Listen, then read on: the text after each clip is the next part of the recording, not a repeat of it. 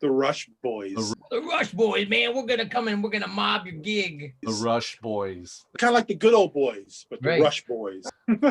That's it. That's the name of our band, the Rush Boys. Rush Boys.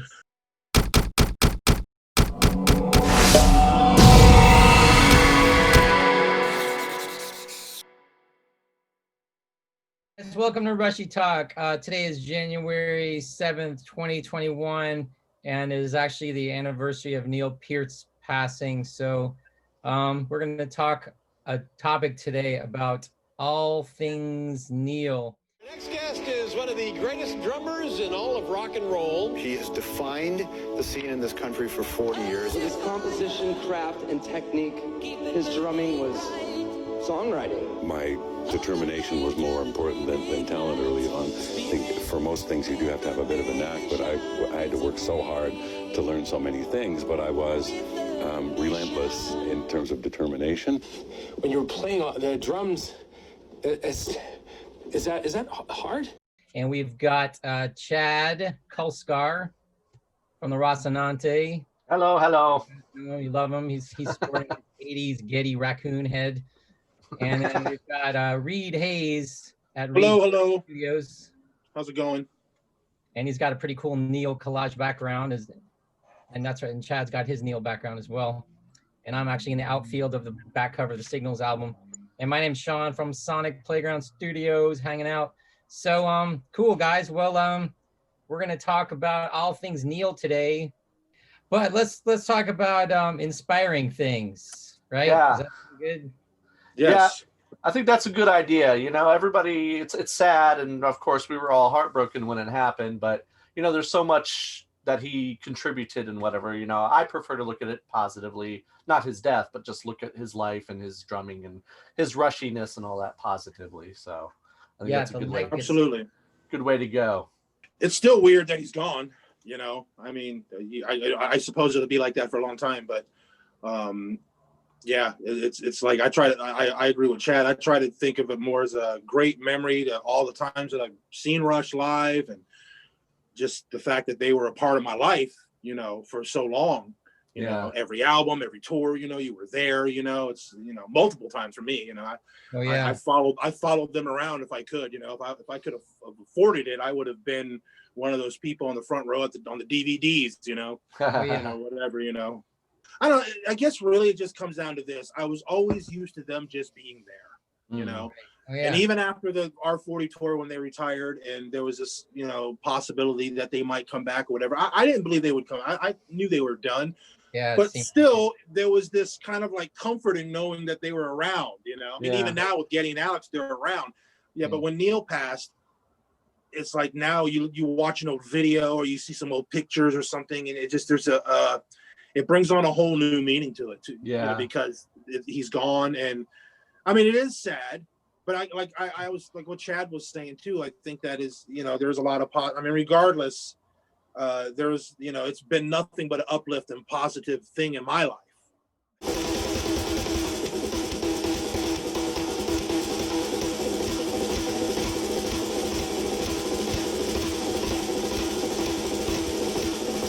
Yes, it's hard. Being a lifelong Rush fan, it's almost like, even though we never met them, it was like they were our friends or something, like lifelong friends. So sure, you felt that. Yeah, a lot of fans felt the loss, like they lost a family member. You know, that I kind of feel that way as well. You know. Yeah. Oh yeah. Like I can relate with that. You know, we didn't know them personally, but they're such a huge part of our lives that Neil passing, it seems like a family member is gone. So I just had a funny thought. This kind of just crossed my mind. What do you think Neil would think of all of this about his death? I love being appreciated. Being respected is awfully good. But anything beyond that just creeps me out, you know. Well, you know what's interesting, Chad, is I was thinking about this today when we were talking about this topic, is that a couple of cool things specifically about Neil is, of course, we knew he was an introvert. He didn't subscribe to hero worshiping. Yeah. And he was such a hero on the drums, and he loathed all that kind of stuff. Yeah. Mm-hmm. And even tribute bands, you know, he'd be shaking his head laughing, like, why would you want to do that? Yeah. You know, right. You know, we just love the music, so that's why we do it. we still have our own identities as musicians. Yeah. But yeah, what would Neil think about us grieving him? Yeah. You know, I don't think we can really know, except I think he'd probably be maybe even embarrassed by it, you know, like he was about meeting fans. But I think deep down too, he'd know that there was a love for him that he would appreciate. Yeah. I just don't think that he would want to, you know, I think I did read something by him about saying, I appreciate your fantasies, but I don't want to live it, or something like that. That's not the correct quote, but that's something that he did say was, I think he appreciates it, but he doesn't want to live it. He doesn't want to, you know. Yeah. And I think that, I mean, you can never know, because I don't think anybody sits, you know, maybe I'm wrong, sits around and thinks about what are people going to think when I'm gone. You think of Neil's personality, you know, I think I'm kind of an introverted person. He was doing what he loved, and obviously he was a very creative person and very intelligent. He was doing what he loved, but with the success they had as rock stars came along this other scenario that I don't know if any of them knew they would be involved in, but that's something that he just accepted. That's part of the career that I got into, but he just had a hard time dealing with being a famous person. He just wanted to do what he loved doing. And I know he loved the appreciation, because I did see some interviews recently where, you know, through the decades where he talks about that. Of course, it was just hard for him to relate to the whole worshiping thing. You know, he just wanted to be left alone to do his thing, which I respect that. And that's actually why I personally never wanted to meet any of them, even though they seem like super cool people.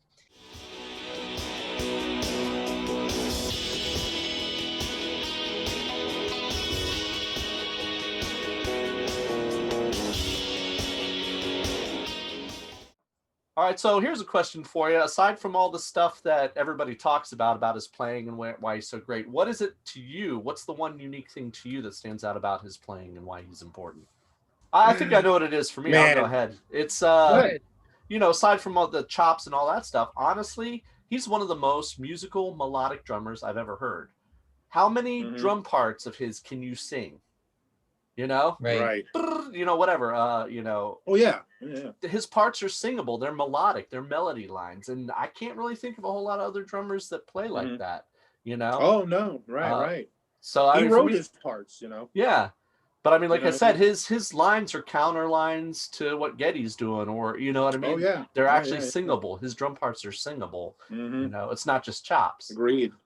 For me, it was also a combination of the fact that the studio and the live stuff, I mean, because you brought up the stage left, it just was amazing to me how well he would replicate his studio parts live, and sometimes even make them better.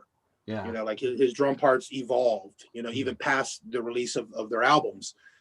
And just the fact that he played everything, you know, he composed his stuff. I know later on he wanted to get more into improvisation, but you know, he composed all of his things. And one of my favorite things he talked about in an interview, he was really good friends with Mickey Hart, drummer from Grateful Dead. And they were talking about how, because the Grateful Dead is a very improvisational band. Yeah. Rush is a very composed band. So those two guys were kind of like loving talking to each other.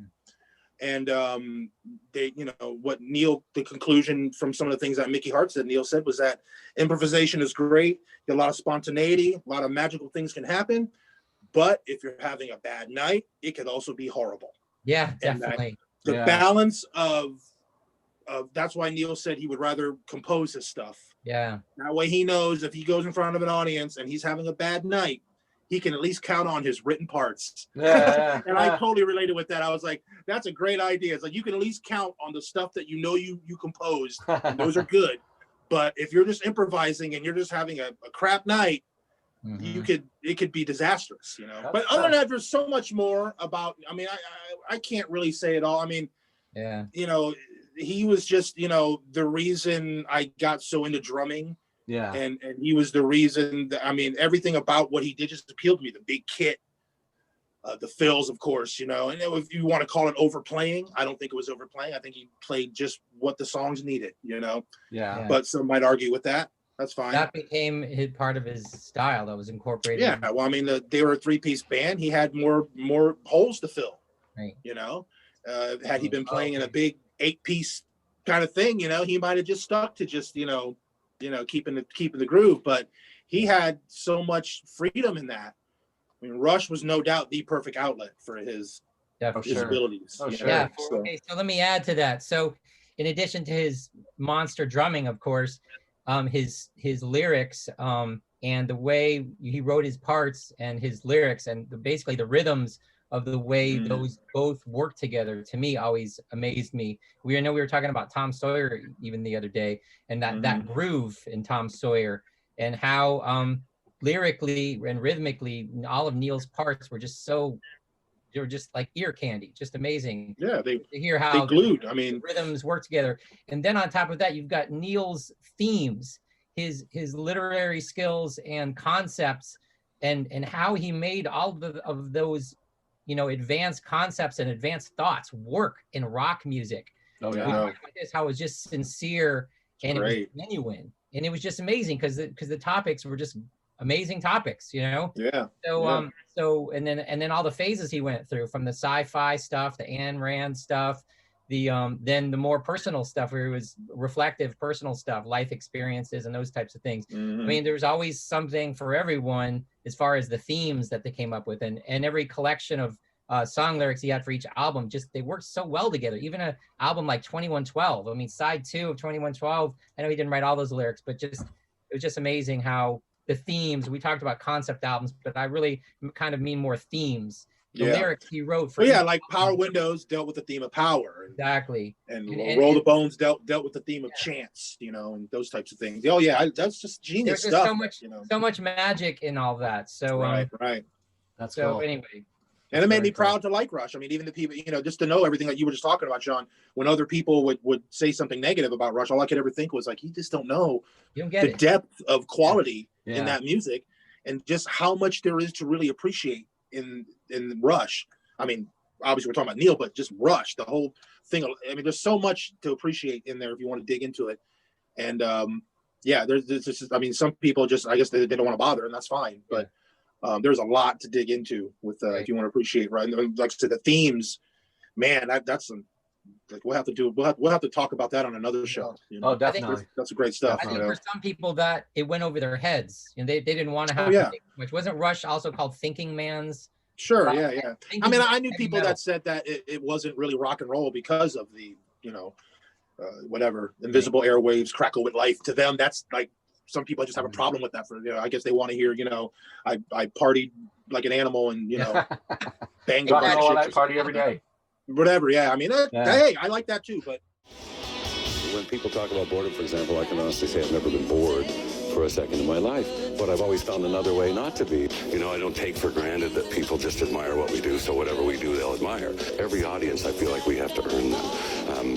That we have to earn their dedication and their expenditure of time and energy and money to be there every single time. Every show, and it's an old show business thing, but I really feel that you're only as good as your last show. And that's the one thing I do like about touring. If you have a bad one, you get another chance. There's a reader, I want him to feel the weather. I want her to see the sky. I want him to feel the emotion that I feel about this place, the magic that it has. I think it's so much what it takes, not just to accomplish anything, but to resist all the other stuff, right? You have two paths, and especially if you're in the arts world, and especially if you've been in the arts world in the 60s, 70s, 80s, 90s, there's not only been a lot to accomplish, but a lot to resist too. Why a lot of artists surrender, to demons and temptation because they lack the will to resist it, and it's a tragic thing.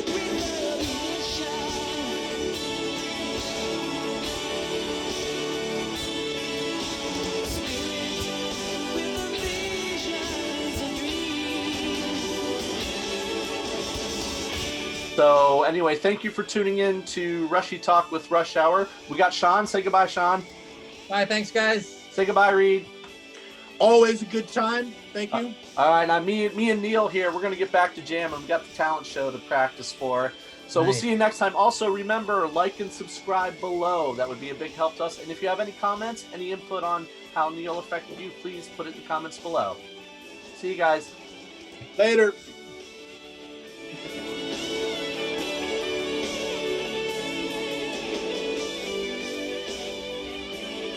If the world's going to allow you to hit things with sticks for a living, you ought to work at it.